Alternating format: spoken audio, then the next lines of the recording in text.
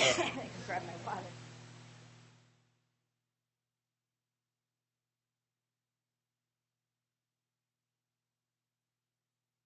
All right, welcome everyone. It's about 5:30, so I think we'll get started with introductions as people find their seats.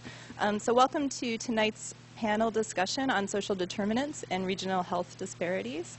The goals of tonight's session will be to describe health disparities in King County and to consider potential strategies to address these, to critique the finding that we in the U.S. die younger than our counterparts in other rich nations at all ranges of socioeconomic status, and to describe the utility and limitations of global, national, and district level estimates of health and disease. So we have a terrific panel lined up for tonight, and I have the pleasure of introducing them. First, we'll hear from Dr. Ben Danielson, who will discuss health disparities among families in King County. Dr. Danielson is a clinical professor at Seattle Children's Hospital. He is also the clinical director of the Odessa Brown Clinic. The Odessa Brown Clinic is dedicated to promoting quality pediatric care, family advocacy, health collaboration, mentoring, and education in a culturally relevant context. Dr. Danielson splits his time between clinical care, administrative responsibilities, and community advocacy. He serves on several community boards, is active in mentoring, and is the recipient of numerous awards, including the UW Medical Center's Distinguished Service Award for Community Service. Next, we'll hear from Dr. Stephen Bezrushka, who will discuss life expectancy of women and children in the U.S. Dr. Bezrushka is a senior lecturer in the Departments of Health Services and Global Health. He has worked in clinical medicine for 35 years. In Nepal, he set up rural healthcare training opportunities for community generalist doctor training program. His current work aims to disseminate concepts of population health and seeks to understand why health disparities around the globe are at record highs. Next, we'll hear from Professor Rafael Lozano, who will discuss the critical importance of appropriate data collection in understanding health disparities. Dr. Lozano works in the Institute for Health Metrics and Evaluation and leads the Institute's work on causes of death analysis, as well as the Center's verbal autopsy research team. Prior to joining IHME, Dr. Lozano worked for the Mexican Ministry of Health as General Director of Health Information. He's also worked for the World Health Organization, Mexico's National Institute of Public Health, the Mexican Health Foundation, and the Harvard Center for Population and Development Studies. He is also part of the core group for the Global Burden of Disease study, which features in some of tonight's readings, and I think we might. Last, we'll hear from Adam Bertle, a student and co-founder of infobombing.org. Mr. Bertle is a Seattle-based documentary filmmaker. After more than a decade of working in digital cinema, he shifted his focus and enrolled in university with the intention of pursuing a career in medicine. His primary global health, specifically addressing the effects of poverty and structural violence. His latest projects involve exploration of measles outbreaks in the U.S. and West Africa and the global effort to eradicate this disease. Adam was selected as a UN Citizen Ambassador after submitting his commentary in our community, where he addresses efforts to create a model for sustainable measles. All of our panels.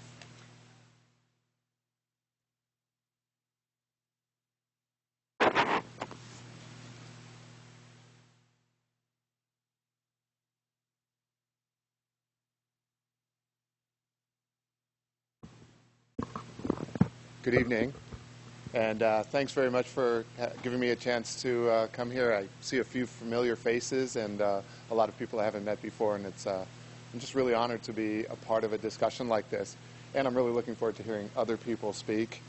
So I'm going to just move quickly into just a few comments and thoughts I wanted to share with you.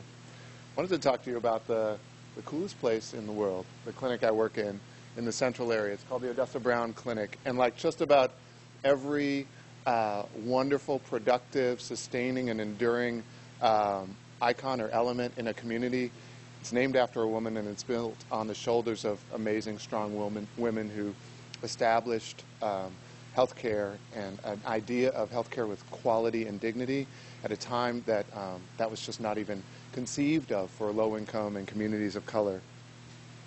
Serve kind of a broad geography, but where I think about the most is the Central District in Seattle and South King County. I have a couple of patients who come from Alaska and from all over. Those little spots there represent about 5 or more different patients living in one place or another. And what you'll notice is, even though I do have some families from Alaska, there are no families from Mercer Island, that colorful island right there.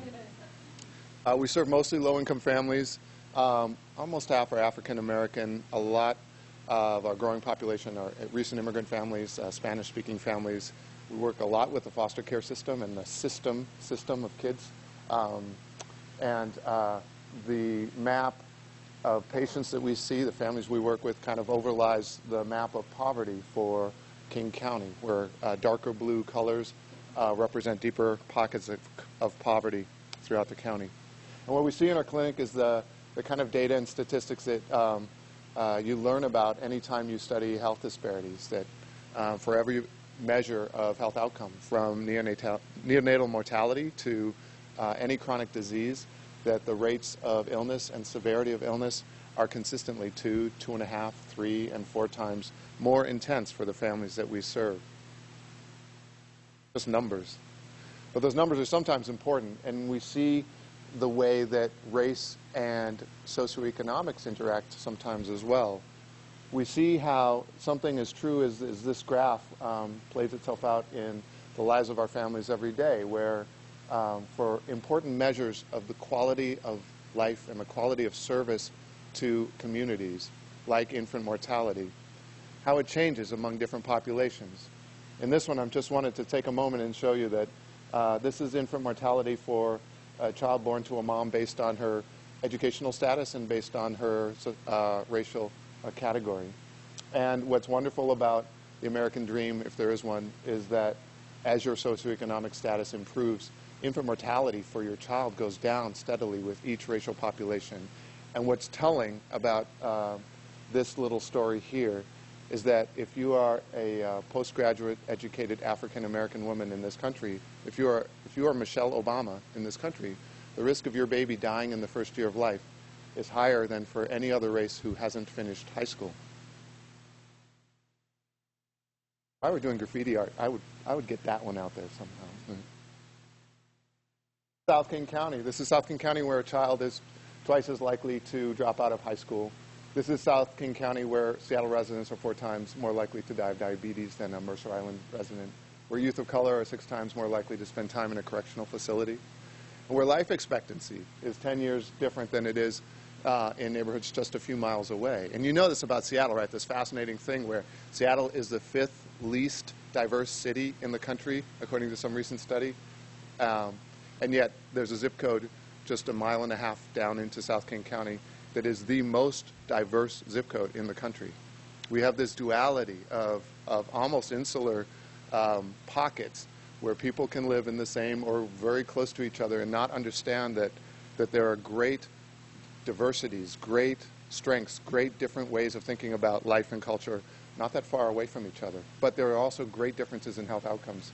And that's one of the interesting things to see as our clinic watches some gentrification occur, and as we work with families who are continuing to face issues of racism and health disparities.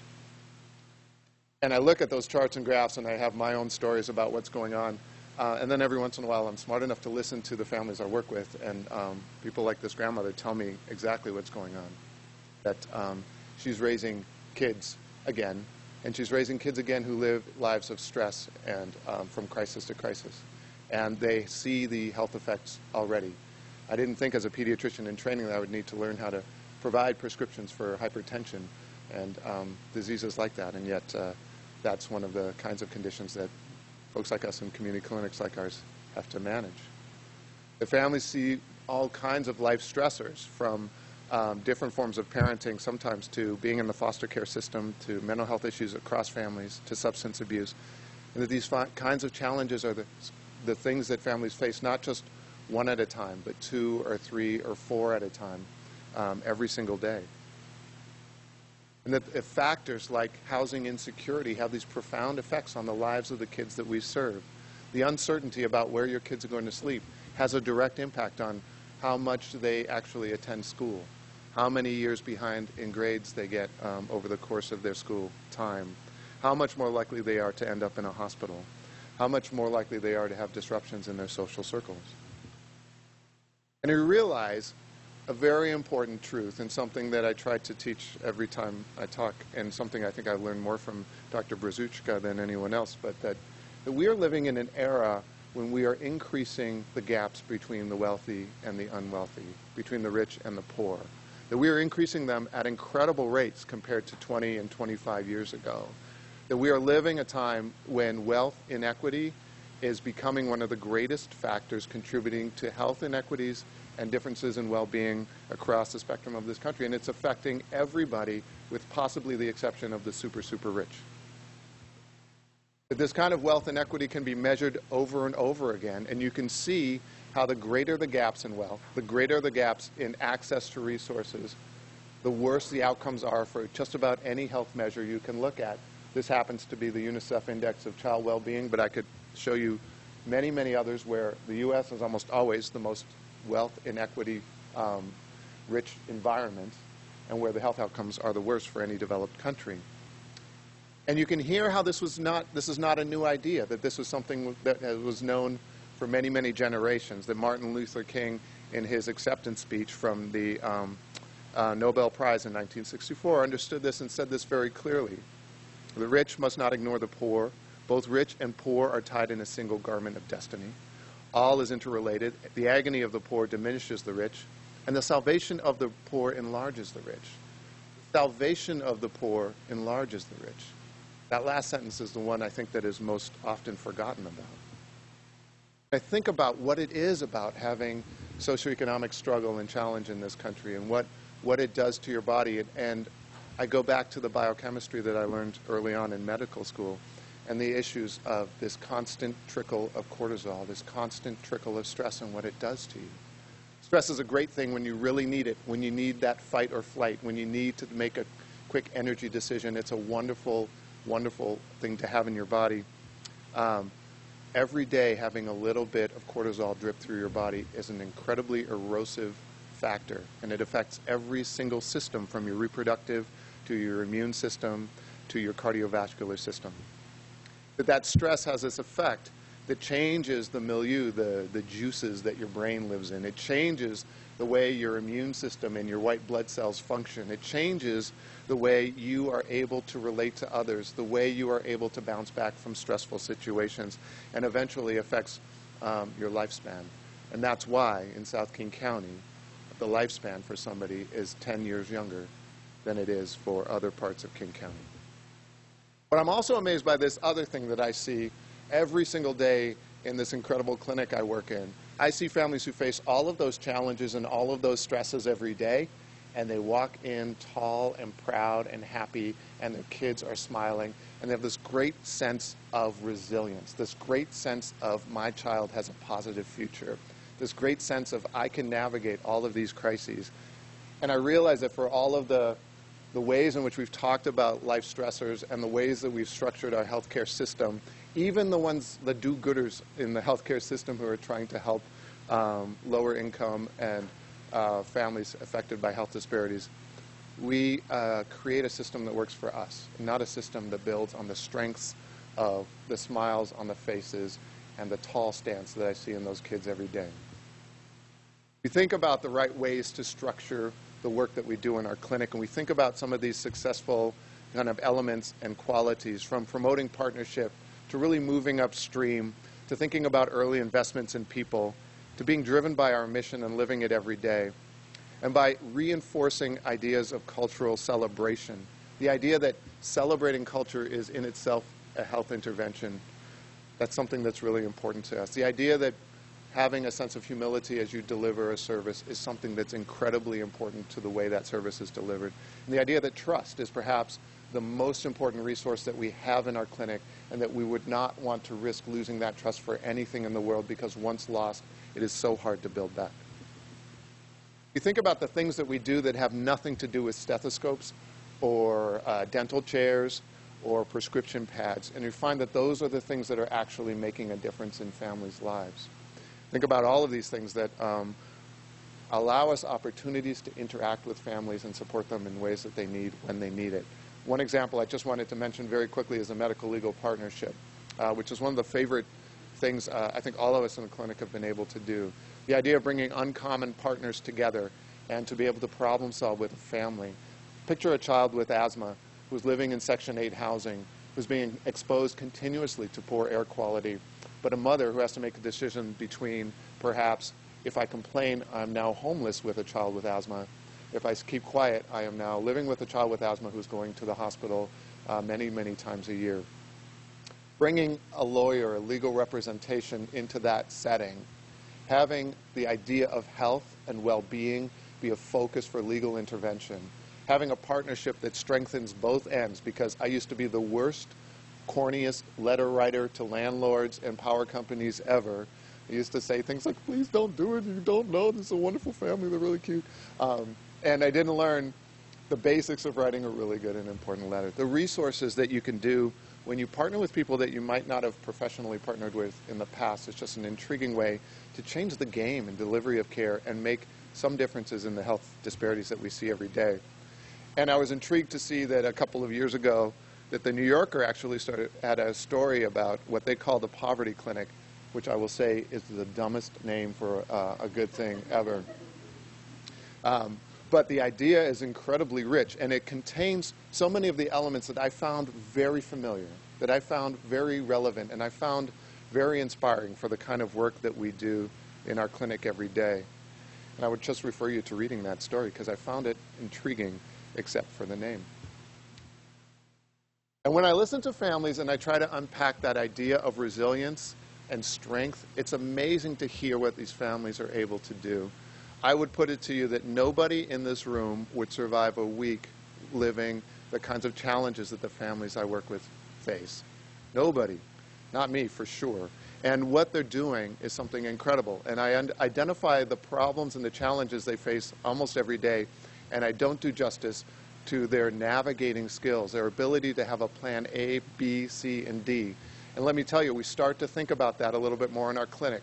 Our mental health program that used to expect everybody to show up once a week at the same time every time for their therapy is now different. It has a plan A and a B and a C because sometimes it's harder for a family to make it every day, every week at the same time. It has a just-in-time kind of component to it that is there when you're in crisis instead of asks you to wait 30 days to do an intake and wait for someone to call you back. It's listening to the strengths that we gleaned from listening to the families that are able to navigate these incredibly difficult ways every day. It's actually encouraging and building on the strength that a family might have to forego an initial, immediate pleasure for a longer-term gain. And it's an ability to listen to the kinds of strengths and challenges and successes that families face every day. It's also changing the milieu of healthcare to some extent. And one starting point with that, I have to say, is changing the access to healthcare. And I just want to show you, this is what is supposed to hopefully happen with healthcare reform. The low income and minority populations are really the most standing to gain from healthcare reform in King County. Hispanic populations especially, American Indians, but most minority populations are going to gain a lot. And this is to the tune of 180 or so thousand uninsured families right now. If you looked at a map of South King County, and you looked again at those areas where there's greater uninsured marked by the red versus low uninsured rate marked by the blue, this is where we are today. And this is where we're supposed to be after January 2014. I like that color change, so I want to show you again. This is at least a little bit of hope. This is at least a little bit of a different way. And I cannot believe that we have to struggle at all to make an argument for expanding Medicaid access and helping to build health exchanges that are going to make healthcare at least accessible. Not that that's the only answer, but it's a huge and important step. When we think about the things that we work on in our clinic, we also take care of ourselves as staff because the work is sometimes hard. And one of the things we have to really remember is that struggle has its own value. This is something I've learned from a mom who's gone through a whole lot and would be a much better speaker for you today than myself. That struggle has its own value, and that there's something very important about embracing the kind of hard work that you need to do to make a change for a community. And that nonconformity, doing things differently, is almost always a good idea. That finding partners like medical legal partnerships, that trying ideas that don't fit into the usual way that we do business in our healthcare practice has been some of the most fruitful ways for us to actually improve healthcare across the board. That's my little thing about what happens in King County and some of the ideas that we are trying to percolate and work on in our clinic. And I hope to have a chance to talk with you more about some of these ideas as we move forward. But thank you very much.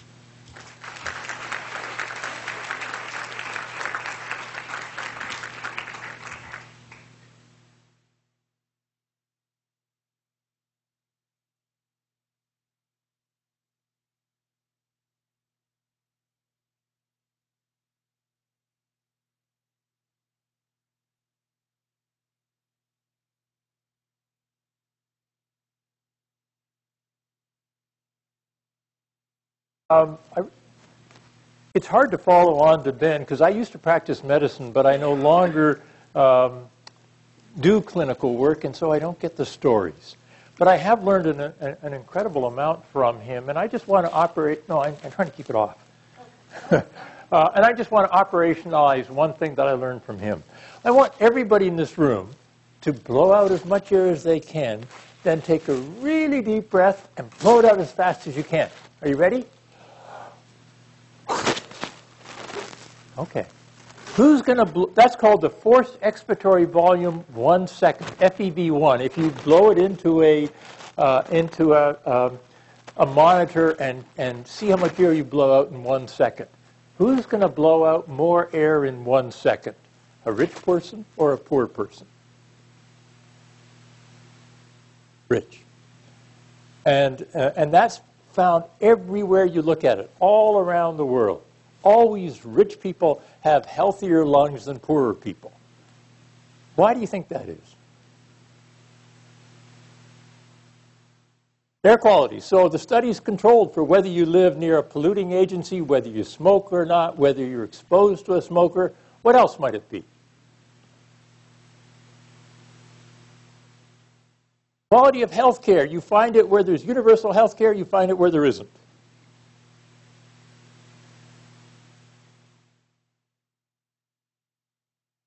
Control for that. This was a socioeconomic status and lung function published in Chest, and they reviewed a whole slew of studies, and they basically said when you come down to it, the richer you are, the more air you'll blow out in 1 second, and you can't get around that. So why? Stress. Okay, stress when? As a child. Okay, now we're getting hot. Yes?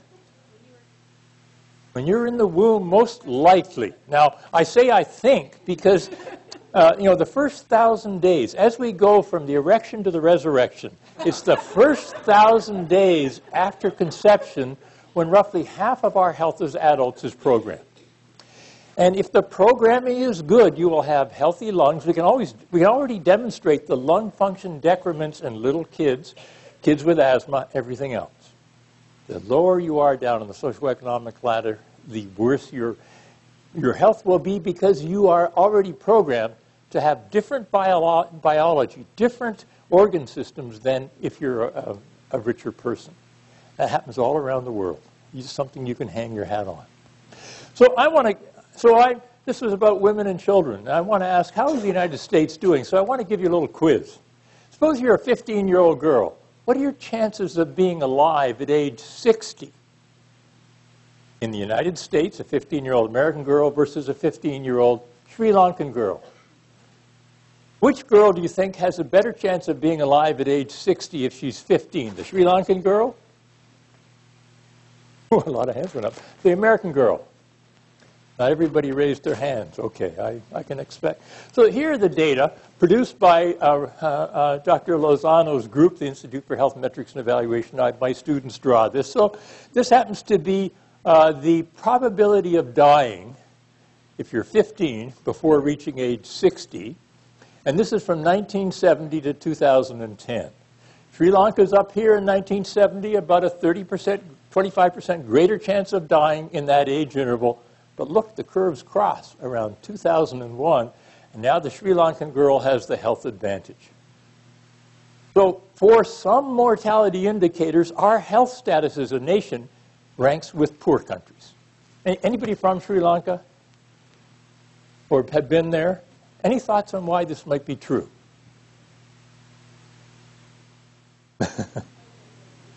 Okay. Well, a lot of it has to do with the status of women. About 80% of women breastfeed exclusively for 6 months. What's the ratio in this country? What's the rate in this country? It's much, much lower. It's 10% or less. So a whole host of factors conspire to make this happen. And notice that something has happened to the status of women in this country. Remember, women and children first. So these are children. How about women? Next question. From 1987 to 2007, length of life, life expectancy, declined in 30% of U.S. counties. Is that true or false? Something that wasn't true for the previous 20 years. How many think that's true, that length of life is declining? Wow, okay, you're very informed. So here's the maps, again produced by Dr. Lozano's IHME. The red means absolute life expectancy declines over this time period. And you can see a lot of red in the women, not so much red in the men. Only about 4% of U.S. counties had a health decline over this period. This is something that we should be aware of in this country and hopefully trying to do something about, because that wasn't true for the previous 20 years. This is, many of you have your mothers around age 50. This is how many years of life left you have for a woman at age 50.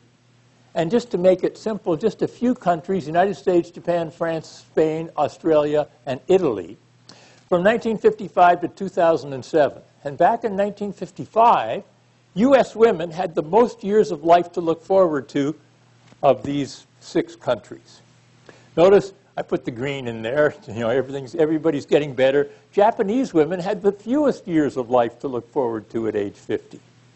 Notice how around 1980, U.S. women started falling behind. That is, health keeps on improving for older women, just the improvements lag behind other countries. And look at Japanese women. Nobody touches Japanese women in health. And we've got to plumb the reasons. What do you think started happening in this country in the last 20 or 30 years that have resulted in these findings for women's length of life and in absolute terms and the deterioration after age 50? I ask you to ponder that. So last month, a report was published by the Institute of Medicine titled U.S. Health and International Perspectives, Shorter Lives, Poorer Health. And on page 3, they say, for many years, Americans have been dying at younger ages than people in almost all other high-income countries. How many of us recognize that our health status, I mentioned the Sri Lankan data, I mentioned the declines, doesn't rank with rich countries? Furthermore, they said, and here's the question, if you live in the United States and eat right, exercise, don't smoke, meditate, practice yoga, and see your doctor, and have wealthy parents, then you can be as healthy as any person in any other country. How many think that's true? A few. How many think it's false? The report is quite explicit on this. Americans with healthy behaviors, or those who are white, insured, college-educated, or in upper income groups, appear to be in worse health than similar groups in comparison countries. That suggests that I'm obsessed with doing all the right things for me personally, but I know that my chances of living as long as people in so many other countries isn't as good. We need to face that. So what are we going to do about it? The Institute of Medicine report was quite explicit. Achieve national health objectives. Every 10 years we pass we have these objectives, Healthy People 2000, 2010, 2020. We always fall behind, and then we set more ambitious goals. Let's start achieving the goals we set. Number 2, inform the public. Tell the public that they're dying younger than people in other countries. Get them riled up. Number 3, and this is so un-American, learn from other countries. What do they do to be healthier? Let's see if we can learn from that. To sort of bring it back to people your age, this is a graph of mortality rates per 100,000 people aged 10 to 24 by country. So which country has the highest mortality on this list? United States, okay? What do we die of? Traffic accidents, number 1. Violence. Look at how much that dark blue is compared to all these other countries. we shouldn't put up with this, with dying so much younger, especially when you're young, from violence and traffic accidents and all these other things. So, as Dr. Danielson said, a key idea is that poorer people have poorer health. Inequality matters. I've already talked about early life. Everywhere you look in the last century, you will find that your social class, your economic class, matters for your health more than anything else. If you had a first-class ticket on the Titanic, your chances of survival were 60%. Second class dropped to 40%. Crew and third class were the same at 24, 25%. So always buy a first-class ticket. Your zip code is more important than your genetic code. These are mortality rates by zip code. 50% greater mortality in poor zip codes versus rich zip codes, all across the board. Dr. Danielson mentioned these data. The spirit level, if you were to read one book, unfortunate title, a spirit level is the British term for a carpenter's level. Why Greater Equality Makes Societies Stronger by Wilkinson and Pickett. And a similar graph to the one that he showed, I won't bear into it, but there's the United States, the outlier in all of these indices and the high income inequality that we love. It's the people who create income inequality or wealth inequality that kill. These are the people we need to see as the true perpetrators of structural violence. How much do they kill? This study from Harvard suggested that 1 death in 3 in the United States is due to our high income inequality. 1 death in 3. The people that create this inequality are killing us. So roughly half of our health is programmed in the first 1,000 days as we go from conception to the pregnancy period to age 2. Okay, so healthy countries are those that have somehow managed to figure out how to create a healthy period for this first 1,000 days. And I thank a student of mine, a COPHP student, who presented this slide at the Ignite talk in Seattle 8 days ago. You already know more than your doctor. A survey of medical students in 2002 thought the United States had the best health outcomes in the world. 1/3 of U.S. medical students in this survey. Well, if you want to learn more, I teach a graduate course in this in the spring, where the unit of analysis is the country Global Health 514. I teach an undergraduate course, Health Services 482, for which Adam will be one of the section TAs. So by now, if we are to rank countries by health outcomes, something I call the Health Olympics, how do we do? Well, if we take life expectancy as a metric, how many think we're in the top 5? Length of life.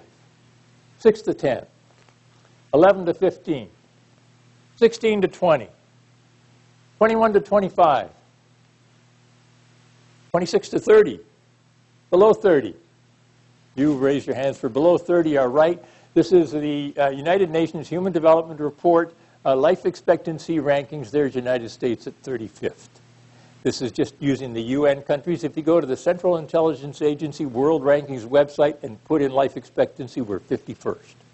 That's because there are tiny little populations like Gibraltar and Tristan da Cunha, a few thousand people here and there that actually have longer lives than we do. When you factor all those out, this is where we stand.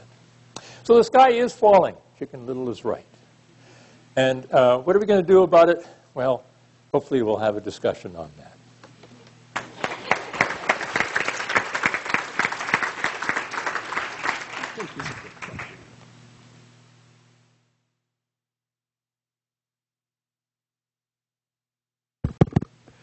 Well, good evening. Thank you very much for inviting me and listening to this marvelous presentation. I feel like moving from the ground to the atmosphere because I'm going to speak about the global health rather than in a small county. Important because we live in King, but moving to the country. And now moving to the world. But before we start this travel, let me make a little question because I'm not pretty clear with the concept of health equity and health disparities. And probably you understand that concept. Probably you can say it's the same thing. Probably you can say it's different. Because in the jargon, in all the health system in the United States, people speak about health disparities, health equity. And that's important because when we talk about equity, as the speakers said, we are talking about justice. That's exactly the point. We are talking about justice. And justice means eliminate disparities. So what we want to do is health disparities. That's what we want to do. Improving the health of the economical, socially disadvantaged. Not the opposite, because we also can make justice the health of the wealthy people and moving everyone to the down. So equity means disparities by improving the health of the economically disadvantaged people, as was mentioned. But we have a typical phenomenon in the society. I don't know if I sometimes speak in Spanish, but this word is in Latin, polarization. And polarization means that you go to the extremes. And that's exactly what is happening in the society. Rather than to go and converge and decrease the disparities, we are increasing the disparities. We are going to the poles. And that's exactly the phenomenon when, even when mortality is decreasing and when we saw that. So our idea is that health equity is our concept and health disparity is our metric. Our metric to show how is the progress in the society. And we understand progress decreasing exactly the disparities or increasing the quality of life or decreasing the health loss. And what exactly means health loss? Because this is something that sometimes we don't understand, and is a study that we did in the Institute for Health Metrics and Evaluation. And it's funny because a professor of metrics is speaking rather than present formulas and data, but I think the concepts are the most important. So for us in the Health Metrics and Evaluation Institute, it's very important that things that without measurement, you cannot account for that. Accountability is one of the most important expressions in the society. We pay taxes. Why we pay taxes? Because we have a social contract, and we already saw what exactly means the social contract in the King County with one important medical clinic. That's exactly how the social contract works. We pay our taxes, and we organize the way that we can share with the rest of the society our rights. So one of the most important rights is the right of health. But in this case, what is important is that we need to account as a government to show what is the function of the taxes, how the taxes are moving in the direction to improve that social contract, because the taxpayers trust in the government. That's why they pay taxes, or they are forced to pay the taxes. So the point here is accountability matters in the way that we need the data. But also, there is another part of accountability that is a qualitative component. They have to tell us the story that we can believe. Because sometimes they give us the numbers and that's enough, and that is not. We need also to receive the story that we can believe how the money, how the things are going. So that's the other component, the reason that we need the data. Now, what exactly means the data for the society? Well, it's an asset. We can communicate each other, we can exchange. We saw already immediately due to the visualization of the numbers, we saw what exactly means the disparities, what exactly means inequalities. But at the end of the day, we need a scientific approach. We are in this area to assess all the health problems that we need to measure in order to show exactly what we want to show, the disparities or the decrease of the disparities. So we did an exercise measuring 187 countries for 290 diseases for a period of 20 years, 4 different metrics. And at the end of the day, we got 6 billion numbers. So how we can digest that information? First of all, we have national data. And national data means average. And average hide disparities.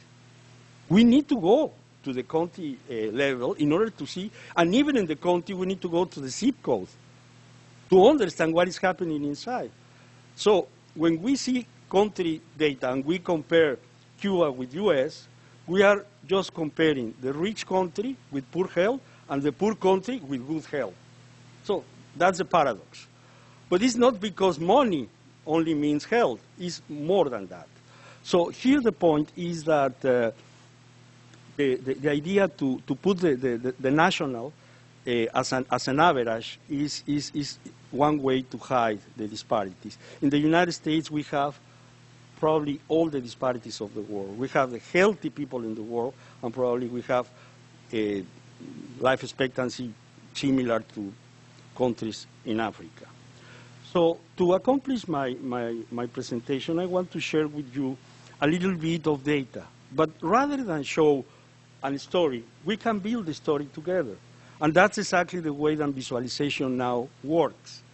We have this tool in the Institute for Health Metrics and Evaluation webpage, and it's free. Everybody can access to this. What I'm showing here, you cannot see, so I have to...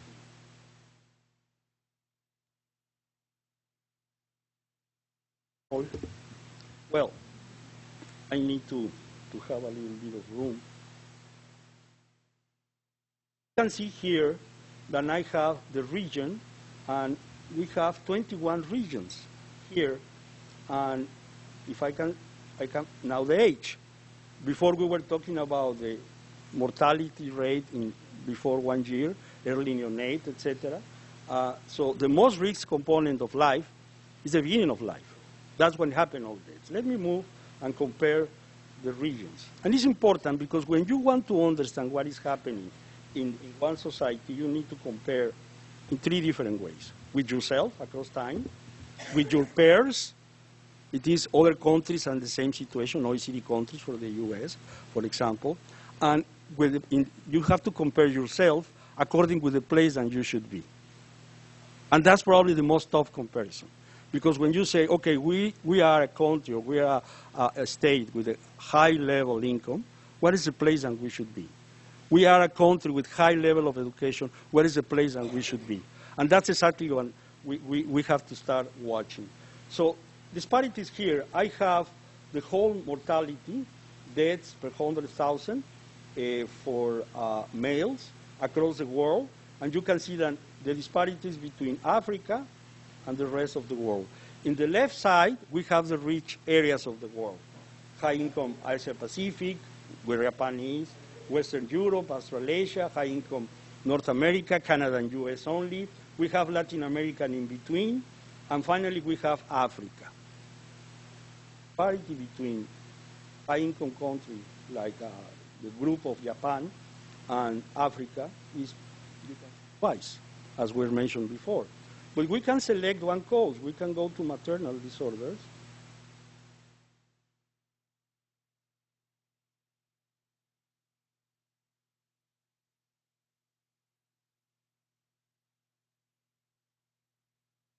Case is good because we are in male, so we don't have maternal deaths in male. That's perfect. IHME is very good making this assessment. But you see the disparities. So the world is quite unequal. All the concentration of maternal deaths are happening in one part of the world. And we can go and select all ages. And we can say, well, let's see under 5, and let's select another cause. Let's go to nutritional deficiencies. Again, the rate, the disparities. And you can select another cause, digestive, another infectious disease, go to diarrhea and lower respiratory infections. You have here only the diarrheal diseases, yellow. So you see the differences. You can create a story. You can work with this, play with this, and say, well, I want to understand what is happening, and you can do also by age, and you can have any different solutions. Use more of your time, just play, because this is the difference between have the visualization in your hands, because you are smart, you just need to go in this direction, and don't listen only professors and come and tell you the own story. Thank you very much.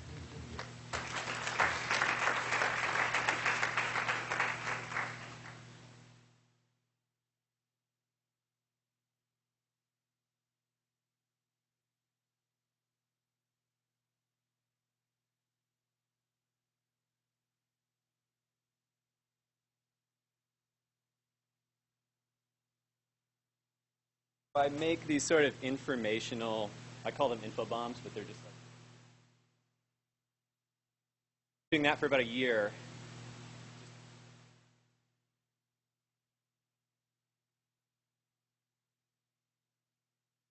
Started to wonder, which one.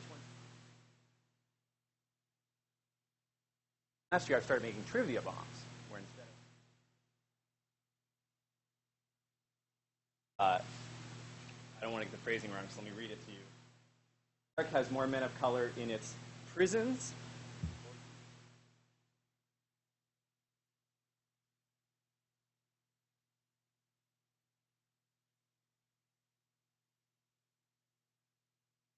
All right, so 2009, for every dollar of wealth,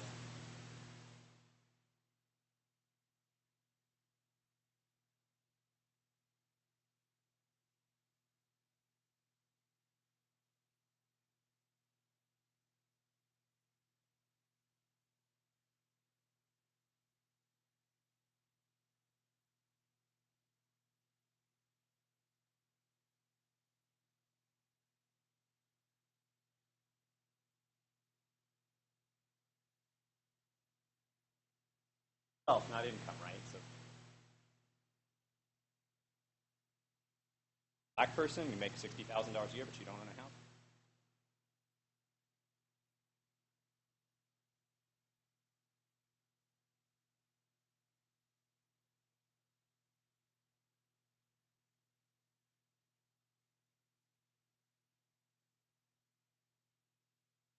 Countries guaranteed maternity.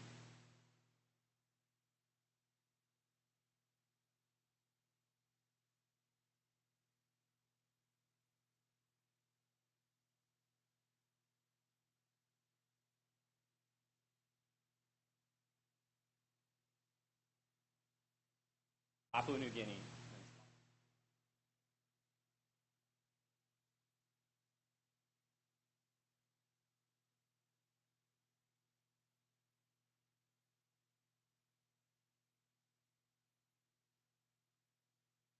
Black women in California.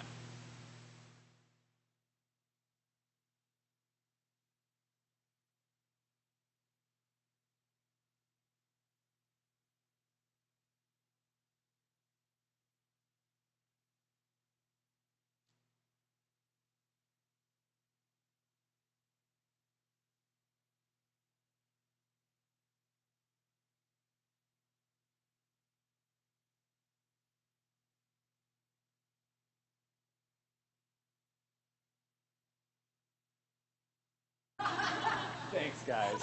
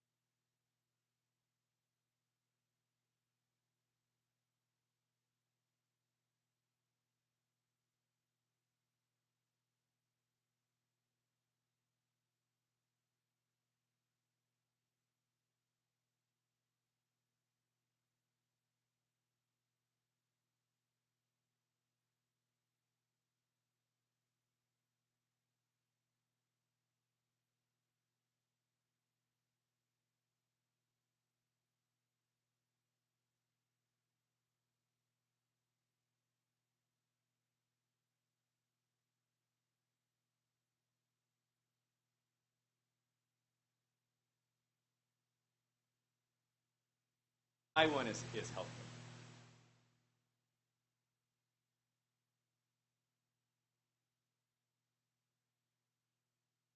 Probably most people in America.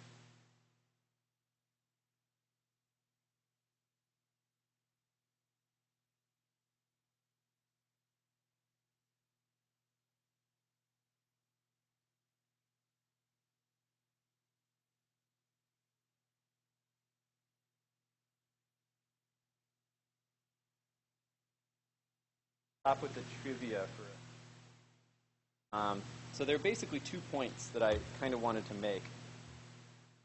And the first point I wanted to make, Dr. Lozano exactly said it, which is averaging hides disparities.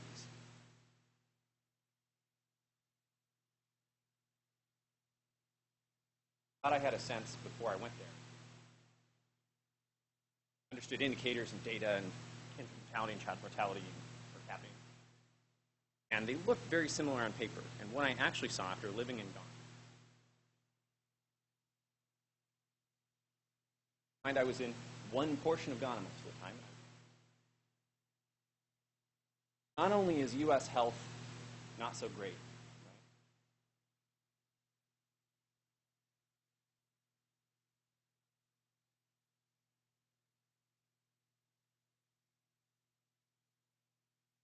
right? Averaging could hide disparities.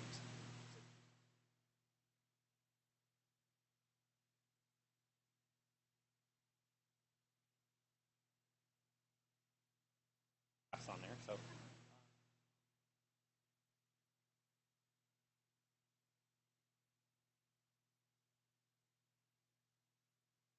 and what if portions of King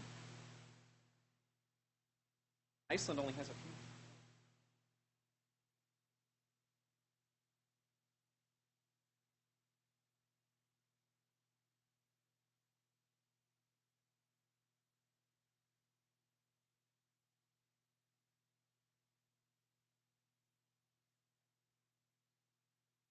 Out sort of in your head a map of Seattle.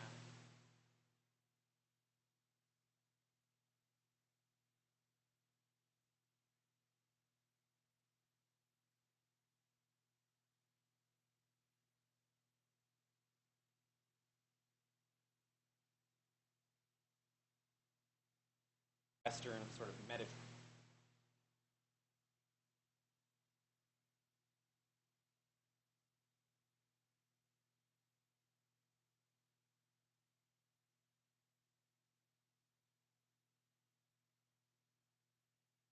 All these people in the Mediterranean, refugees are going to come.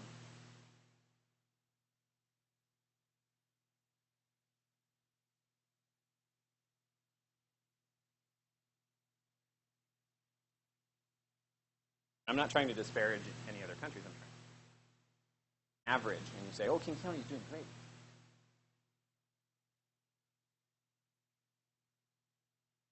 Something that's the last couple of years.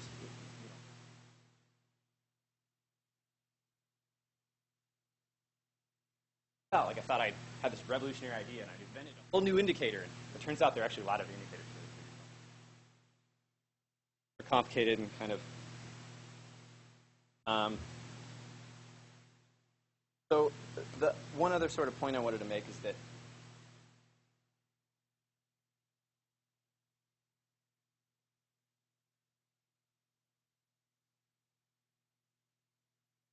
themselves and the people they care about. The question is, how can we best achieve all of those things?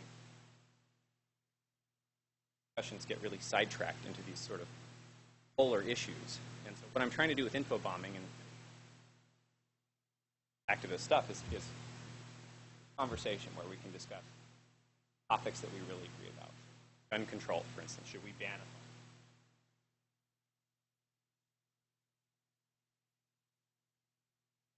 National debate about whether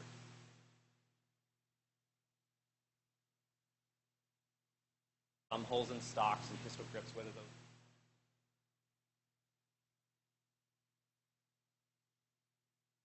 talks for me about that is talk about spree killings, and I don't care where you stand on assault weapons or on should we ban them.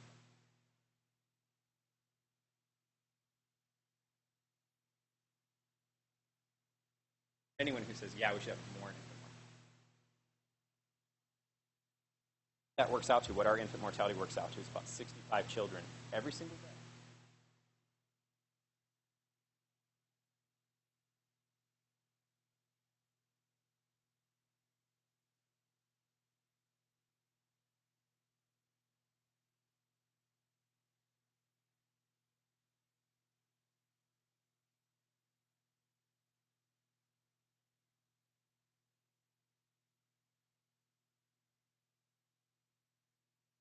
I'm really interested in structural violence because it's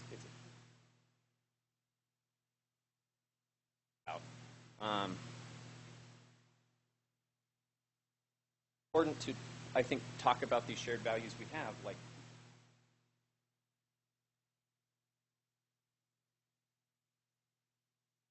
discussion to have. But the first discussion is just how can we begin to prevent it.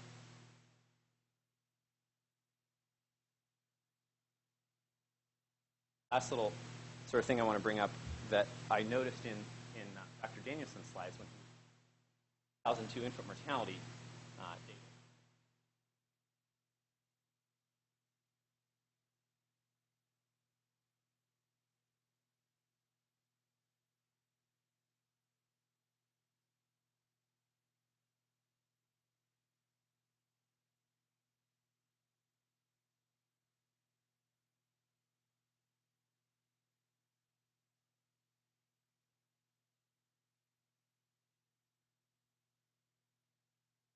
Our discussion, like, should we tax or should we pay?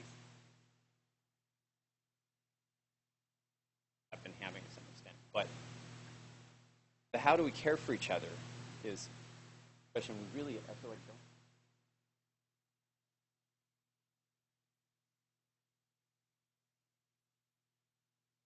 Health data, I can show you a bunch of slides. Show that the more people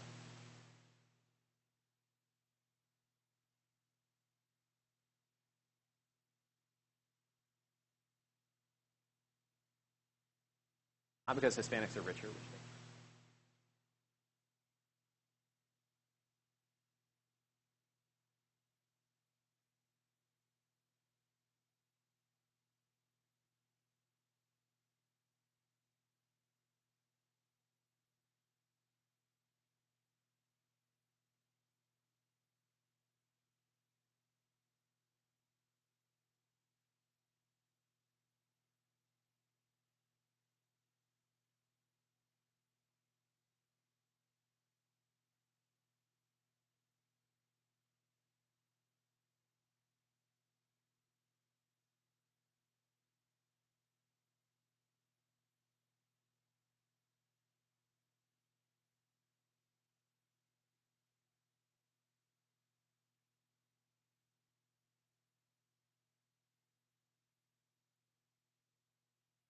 love us care for us, but also the extent that if you needed CPR, flat tire, someone would pull over it. I see a lot of commonality, so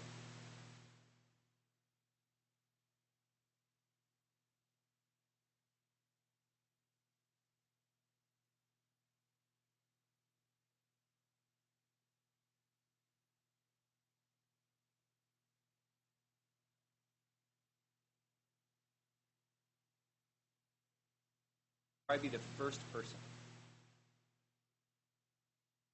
California, maybe not, right? If I could have you remember two things, it's that averaging hides disparity.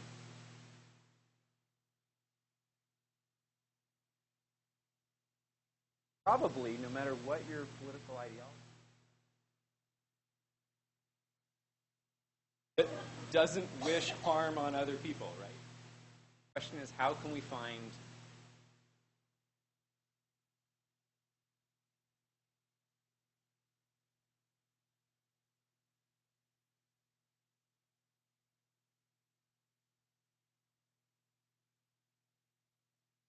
the last thing I'll show is this is like the non-trivial.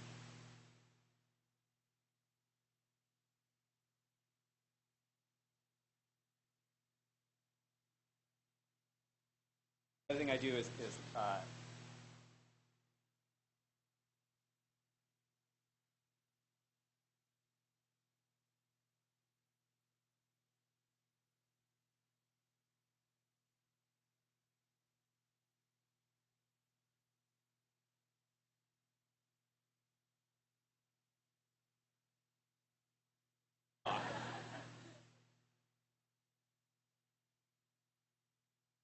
They're all available at infobombing.com. Tragic mix-up. When the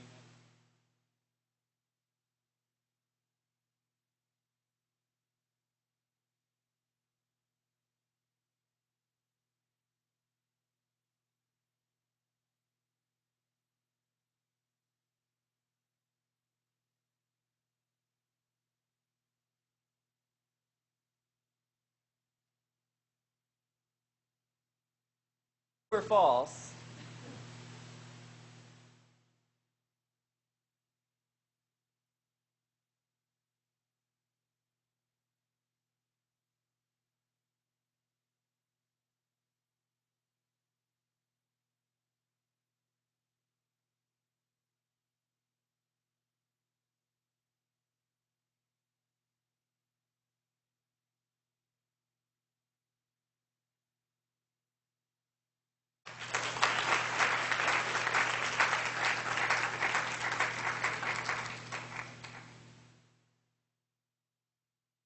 Well, I think I speak for the whole audience when I say, gentlemen, awesome. Thank you very much for those provocative and informative presentations. Now we open this to questions from the audience.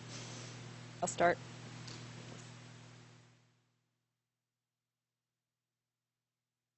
Shall I start?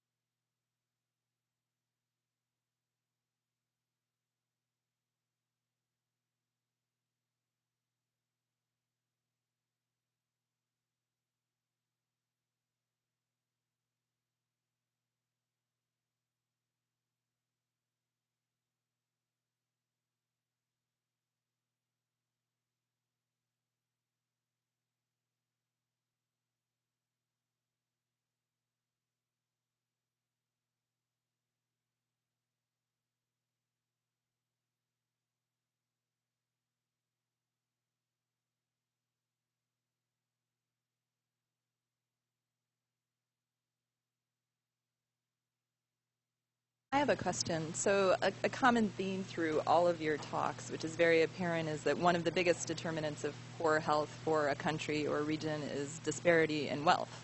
Not necessarily poverty, but disparity. So thinking about our national conversation as of late and where it's been focused, it's certainly not on this issue. So how can we, as informed individuals, now that we have this information, where do we put our efforts? Like, how can we start to advocate or hold our elected leaders accountable? Where, from our panelists, what are some suggestions for kind of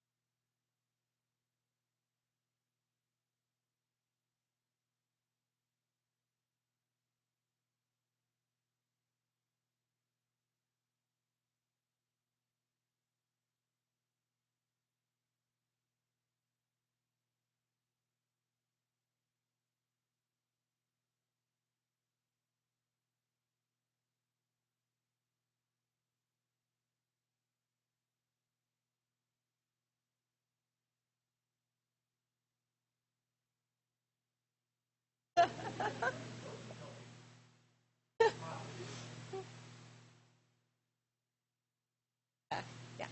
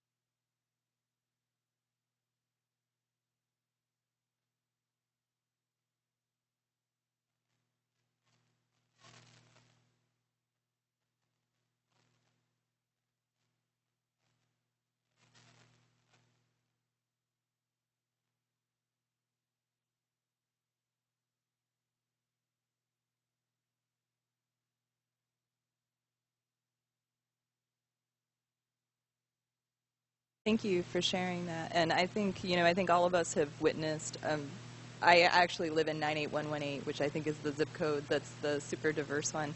And at our local grocery store, quite often, there's a line forming behind the poor mom with the WACh checks.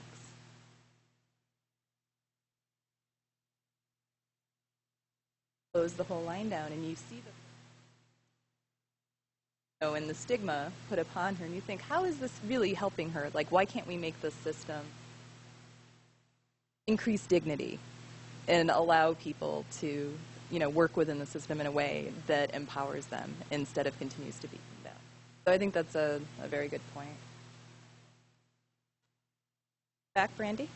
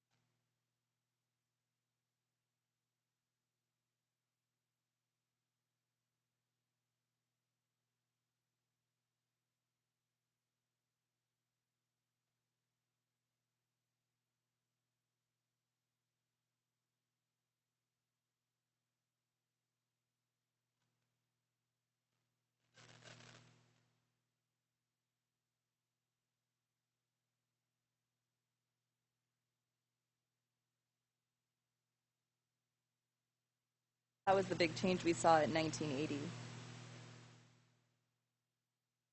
Tops, and then it flopped.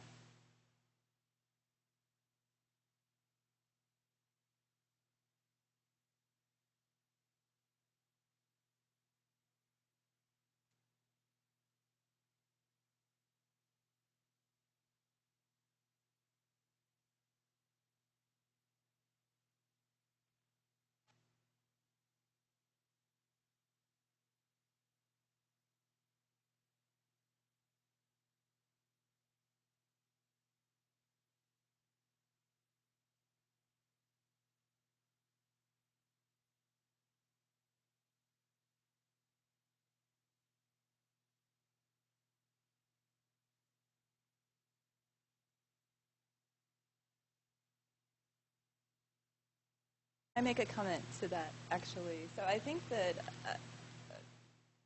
not sure I entirely agree. I think there was I think civics and civility was a real part of American education about maybe the 80s. I don't want to pick on a decade, but I think we have lost that with American early education. I think that would go a long way towards the things we continue to hear again, that education is important, that justice is important. passion is important. And those aren't things we teach to children. Very focused on science and technology, not teaching civility and civics. We're not teaching children to be part of a democracy that holds we're teaching individuality, not necessarily being part of a democracy. That's my So maybe one last question, and then we should probably close because it's almost 7 o'clock. Here you go.